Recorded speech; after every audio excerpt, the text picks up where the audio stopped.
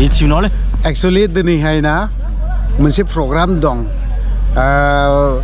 programme माने दिनैनि ब्लगा बिनिफ्राय स्टार्ट माने बाथौ खेराइ रिजर्टनिफ्रायनो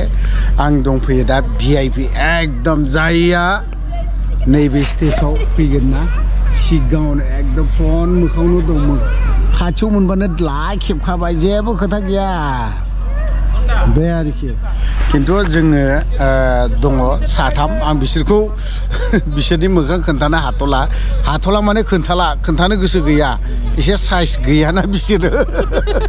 दादुरा गोजा मानसिफोरा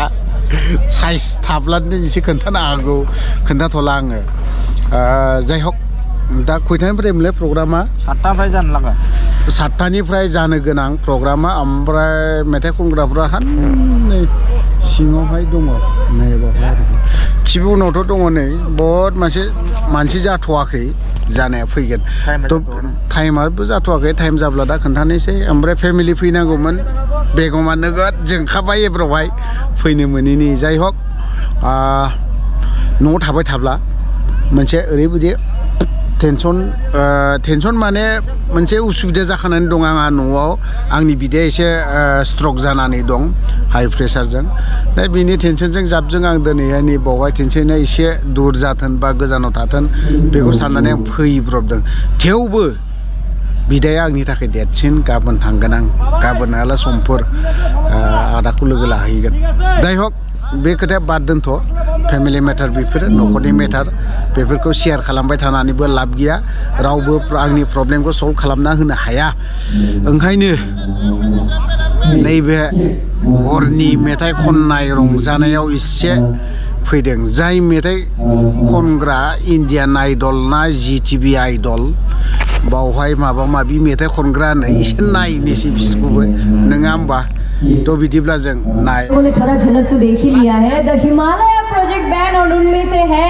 द हिमालय बसमतारी जो थोड़ी देर पहले ही जिनका धुन आपने सुना गुनगुनाते हुए सुना है आप लोगों ने and also we have the very beautiful baby शाहा so we gonna have this entire package powerful performance within a short while और कुछ ही टाइम आप लोगों से बस मांग रहे हैं हमारे साथ रहिए और हम लोग आएंगे आप लोग के इसी मंच पे बाथौ खेराई फैमिली रिजॉर्ट पे सो तब तक आप लोग हमारा गुड फूड एंजॉय कीजिए thank you so much thank you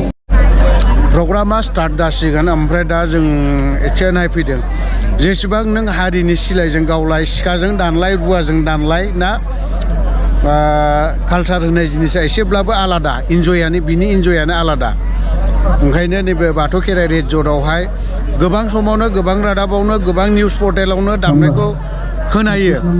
बन्द खालामसिगोन बाथौ खेराइ रिजर्टखौ खिन्थु दिनैहा मोनसे फेस्टिभेल मोनसे प्रग्राम सोलिगासिनो दङ जों नायनो फैदों नायलांनि माबायदि जायो थ' लेट्स स्टार्ट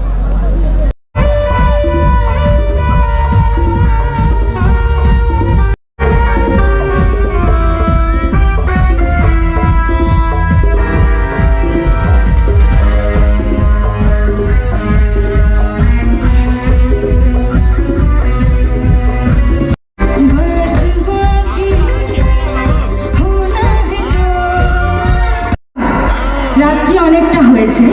তো এপাশে আর এপাশে দাঁড়িয়ে থাকা আমার সুন্দর সুন্দর বন্ধুরা একটু কি তালে তালে হবে তাহলে শরীরটা একদম জমে যাচ্ছে ঠান্ডায় হবে তো একটু ডান্স হবে তো